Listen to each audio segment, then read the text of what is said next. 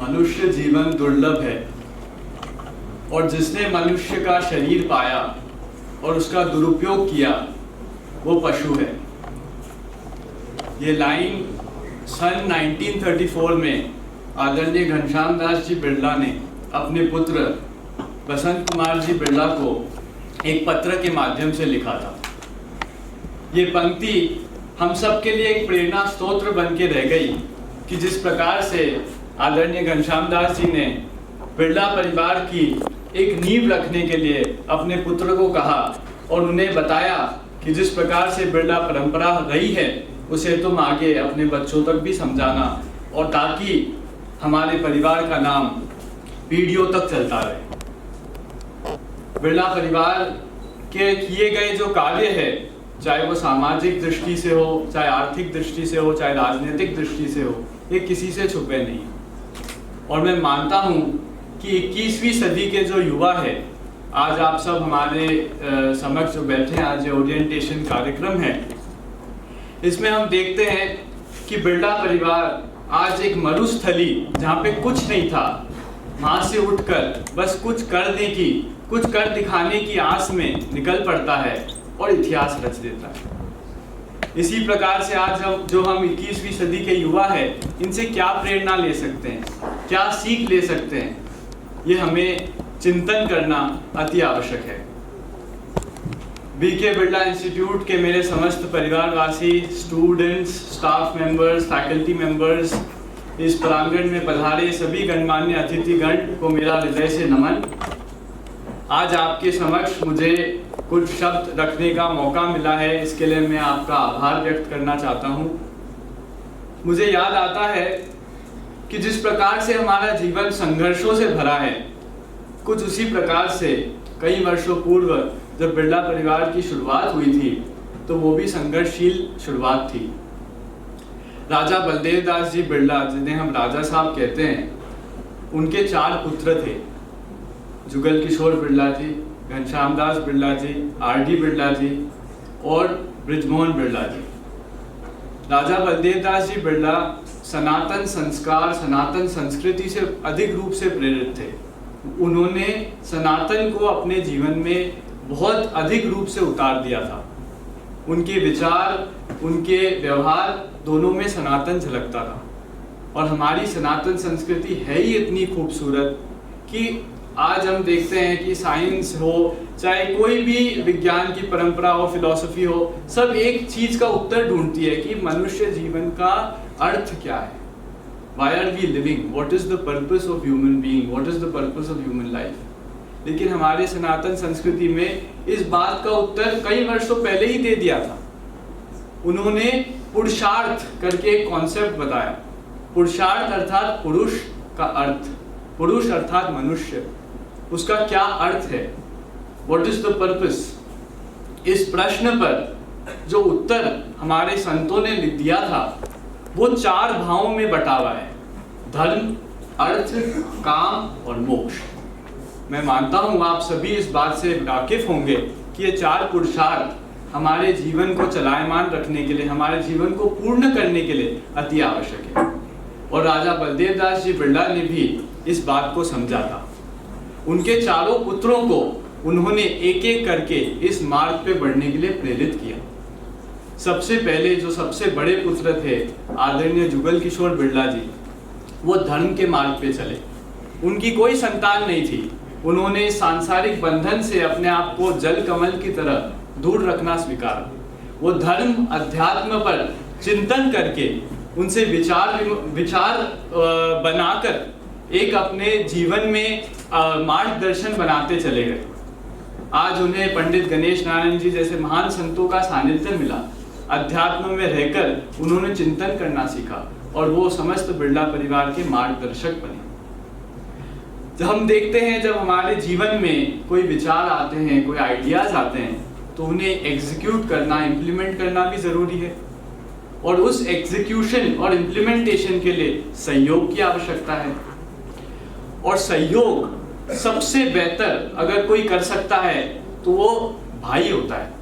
जब भाई एक भाई का सहयोग करे, जैसा कि हमने त्रेता युग में देखा, जब लक्ष्मण जैसा भाई किसी को मिलता है तो राम जैसी विजय होती है, और विभीषण जैसा भाई मिलता है तो रावण जैसी पराजय होती है। तो भाई की भूमिका बहुत महत्वपूर्ण रही है हमारी संस्कृति में, और कुछ ऐसा ही किया बीएम बिरला जी ने, बृजमोहन बिरला जी ने। आज उन्होंने अपने भाई का साथ निभाते हुए व्यापार का धंधा शुरू किया, ट्रेडिंग जिसे हम कहते हैं। ट्रेडिंग करने के कारण परिवार में धन की शुरुआत हुई, धन आने लग गया। जो विचार जुगल किशोर बिरला जी के थे उसे फलीभूत करने के लिए आदरणीय बृजमोहन बिरला जी ने पूर्ण रूप से उनका सहयोग किया। ये दूसरा पुरुषार्थ जिसे अर्थ कहते हैं, बृजमोहन जी बिरला की जो जीवन शैली है उससे समझ में आता है कि जो अर्थ का सिद्धांत है ये वास्तव में उन्होंने किया। अर्थ, आज आप लोग इकोनॉमिक्स के स्टूडेंट हैं, अर्थशास्त्र सीखते हैं, अर्थ अति आवश्यक है। मनुष्य, पेड़ पौधे, पक्षी सब अर्थ की तलाश में है। उसी प्रकार से आप कोई भी कार्य करते हैं उसमें अर्थ जरूरी है। तो आज अर्थ की जो शुरुआत है वो उनके माध्यम से इस परिवार में उसका संचार हुआ। आगे जब हम बढ़ते हैं, जब अर्थ आ जाता है, पैसा आ जाता है, तो क्या होता है? अगर हम उस पैसे का सदुपयोग करें तो वो सुख देता है, और अगर उसका दुरुपयोग करें तो वो दुख देता है। कुछ इसी प्रकार से जो तीसरा पुरुषार्थ है वो वासना का है, काम वासना। अगर आप धन आपके पास आ गया और आपने उसका दुरुपयोग कर दिया तो वो आपको डुबाता चला जाएगा। ऐसा हमारे शास्त्र कहते हैं कि काम वासना में 3 गए, धन वैभव वंश, ना मानो तो देख लो रावण कौरव कंस। तो काम वासना को समझते हुए आदरणीय आर.डी. बिरला जी ने इसे समझा कि धन आया है ये तो क्षणिक है, व्यापार के माध्यम से आया है, आज व्यापार है कल नहीं हो सकता है, पर इससे परिवार की जो नींव है ये तो कमजोर हो सकती है, परिवार को तो लंबा चलना है, तो इसमें क्या किया जाए? तो उन्होंने बंबई जैसी माया नगरी में वो गए जहाँ पे हर प्रकार के वासनाएं होती है, पर उनसे विलुप्त होकर, उनसे दूर रहकर उन्होंने बिरला परिवार को एक स्थायीकरण करने की कोशिश की और कर दिखाया। उन्होंने इंडस्ट्रीज का निर्माण किया, एक फाउंडेशन बनाया जिसके कारण करोड़ों लोगों को रोजगार मिला। आज उन इंडस्ट्रीज के कारण एक फाउंडेशन बना जो पीढ़ी दर पीढ़ी चलता चला गया। तो तीसरी जो पुरुषार्थ था ये काम वासना का था, जिसे आर.डी. बिरला जी ने महत्वपूर्ण रूप से हमें उनके जीवन शैली से दिखाया। चौथा पुरुषार्थ जो हम देखते हैं वो है मोक्ष अर्थात मुक्ति। आज चौथे भाई जो जी.डी. बिरला जी थे, मुक्ति क्या है, मोक्ष क्या है? आपने इंडस्ट्रीज लगाई, धन कमाया, अब उस धन का क्या करेंगे? आप जितना संचय करते जाएंगे प्रेशर कुकर की तरह एक दिन वो फट जाएगा। आज हम देखते हैं हमारे पास जब धन आता है तो हम गाड़ी, मोबाइल फोन इत्यादि चीज़ों में उसे गवा देते हैं। कभी भी हम स्थायीकरण की नहीं सोचते, किसी का भला करने की नहीं सोचते। जी.डी. बिरला जी ने ये सिद्धांत अपनाया। सेवा भावी संस्थान, चाहे वो शिक्षक संस्थान हो, चाहे वो स्वास्थ्य संबंधित संस्थान हो, चाहे वो करोड़ों लोगों को रोजगार देने के लिए संस्थान हो, ऐसे संस्थानों का निर्माण किया। सामाजिक दृष्टिकोण से, चाहे वो स्वतंत्रता आंदोलन हो, चाहे वो इंडस्ट्रियल डेवलपमेंट बॉम्बे प्लान हो, सब जगह अपनी योगदान भागीदारी देकर उन्होंने भारत में एक सेवा रूपी नींव का पत्थर रखा, जिसे हम कहते हैं हमारे ऋग्वेद में लोक समस्ता सुखिनो भवन्तु, यानी जब सब लोग सुखी रहें, सब लोग आनंद में रहें, सेवा करके उस धन को वापस समाज में लौटाया। आज हम देखते हैं नेचर, प्रकृति है वो हमेशा एक साइकिल में विश्वास करती है। जो जल समुद्र में हम देखते हैं वो ऊपर जाता है और फिर वर्षा के माध्यम से नीचे आ जाता है।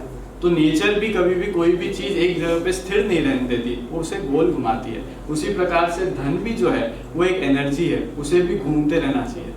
आज अमेज़न नाम की नदी है जो एंडीज माउंटेन से निकलती है, दुनिया की सबसे बड़ी नदी उसे कहा गया है। उसकी शुरुआत मात्र 3 सेकंड में एक बूंद गिराकर होती है, लेकिन वो निरंतर वो एक बूंद देना उसने बंद नहीं किया और देते देते देते आज वो दुनिया की सबसे बड़ी नदी बन गई। तो देने का भाव, त्याग का भाव, ये बहुत ज़रूरी है हमारे जीवन में, क्योंकि जब तक हम त्याग नहीं सीखेंगे तब तक हम जीवन नहीं सीख सकते। आज हमारे शास्त्र कहते हैं कि सविद्या च विमुक्तेय, विद्या वो है जो मुक्ति दिलाती है। आज जी डी बिरला जी ने इस बात को समझा कि शिक्षा के माध्यम से मनुष्य मुक्त हो सकता है। आप उसे धन देंगे, वो 1 दिन चला लेगा, 2 दिन चला लेगा, रोजगार देंगे, वो बस एक व्यक्ति तक ही सीमित रहेगा। लेकिन अगर आप उसे शिक्षित करेंगे तो उसकी पीढ़ियां सुधर सकती है। शिक्षा में जो ताकत है वो अज्ञानता को हटाने की ताकत है और पूरे हमारे पीढ़ियों को सुधारने की ताकत है। आज एक शिक्षक बनना, आज आपके समक्ष आपके टीचर्स बैठे हैं, आज बिट्स पिलानी हो या बिट्स की जितने भी दुनिया भर में संस्थान हो, अपने BKBIT हैं या बिरला स्कूल्स हैं, आज इसमें करोड़ों शिक्षक हर रोज बच्चों को शिक्षा दे रहे हैं। और आज आप जैसे ही युवा जब जाकर देश का नाम विदेशों तक रोशन करते हैं तो वास्तव में शिक्षक का दिल अति प्रसन्न हो जाता है। कुछ उसी प्रकार से मुझे याद आता है, सुधा मूर्ति जी ने अपने एक उद्बोधन में एक बहुत सुंदर पंक्ति कही थी। उन्होंने कहा था कि if a doctor makes a mistake, then a person gets buried 6 feet below the ground. If a judge makes a mistake, then a person is hung 6 feet above the ground. But if a teacher makes a mistake, then a whole generation is destroyed. आज इतनी बड़ी ताकत है शिक्षा में, जिसे समझा, जिसे फलीभूत किया, और आज हम सबके समक्ष आज उन्हीं के एक संस्थान में हम बैठे हैं, हम शिक्षा ले रहे हैं। मैं मानता हूँ वास्तव में ये हम सब के लिए एक बहुत बड़ा प्रेरणा स्रोत है। कल आप भी जब फील्ड में जाएंगे, अपने करियर में आगे बढ़ेंगे,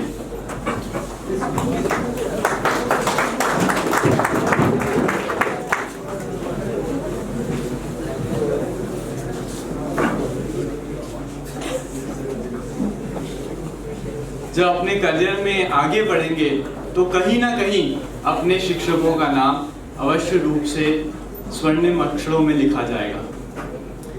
कुछ इसी बात को ध्यान में रखते हुए आज जैसा कि हमने देखा, जिस प्रकार से बिरला परिवार ने धर्म, अर्थ, काम, मोक्ष तीनों का एक समन्वय बनाकर एक संगठित रूप से आज हमारे सामने जो चारों पुरुषार्थ थे उनको जीवन में उतारा और अपने ऐसी एक पीढ़ी, एक ऐसा व्यक्तित्व का निर्माण हुआ जिससे जो 7 पीढ़ी तक और आज भी निरंतर बढ़ता चला जा रहा है।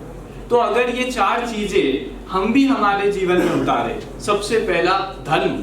धर्म क्या है? Ideas, planning. अगर आपको जीवन में कुछ करना है, चाहे डॉक्टर बनना हो, इंजीनियर बनना हो, कुछ भी बनना हो, तो आइडिया जरूरी है, प्लानिंग जरूरी है। तो प्लान को लेकर दूसरा अर्थ, अर्थ यानी एफर्ट्स, परसिस्टेंसी। आप जिस प्रकार से आपके आइडियाज को फलीभूत करें तो उसके लिए आपको एफर्ट्स डालना बहुत जरूरी है। तीसरा काम, आप जब एफर्ट्स डालते हैं, स्टडी करते हैं, डिप्रेशन आता है, स्ट्रेस आता है, एंजाइटी आता है, ये वासनाएं हैं, ये आपको पढ़ने नहीं देती, आपको मार्ग से भटकाती है। उस समय इनको दूर करना, एक जल कमल की तरह रहना, ये काम जो तीसरा पुरुषार्थ है। और आखिरी में चौथा पुरुषार्थ मोक्ष, मुक्ति। जब सब कुछ हो गया, अब परिणाम तो हमारे हाथ में नहीं है, तो क्या करें? कृष्ण अर्पणम, निष्काम कर्म करके कृष्ण अर्पणम, सरेंडर। आपने जो कुछ पाया उसे आपने सरेंडर कर दिया। आज मुझे अत्यंत गर्व होता है कि बिरला परिवार का एक छोटा सा अंश होने के नाते मुझे ये बात आपके समक्ष रखने का मौका मिला। और जब मेरे दादी जी ने मुझे शेखावाटी जैसी मेरी कर्म भूमि के लिए विदा किया था और कहा था कि तुम यहाँ पे जाके सेवा करना, तो उन्होंने एक ही मूल मंत्र मुझे दिया था जो मैं आज आप सबके समक्ष रखना चाहूँगा। वो कुछ इस प्रकार से था कि कायेन वाचा मनसेन्द्रियेण बुद्ध्यात्मका प्रकृति स्वभावा करोमि यत् यत् सकलम परस्मै नारायणायेति समर्पयामि। यानी जो कुछ भी मैं मेरे मन, शरीर, आत्मा, बुद्धि, विवेक से करूँ वो मैं स्वयं नहीं कर रहा हूँ, वो मैं मेरे नारायण को समर्पित कर रहा हूँ। नारायण, नारायण अर्थात विष्णु रूपी नारायण हो सकते हैं, नारायण अर्थात नर रूपी नारायण हो सकते हैं, या नारायण अर्थात गुरु रूपी पंडित गणेश नारायण हो सकते हैं। बहुत बहुत धन्यवाद।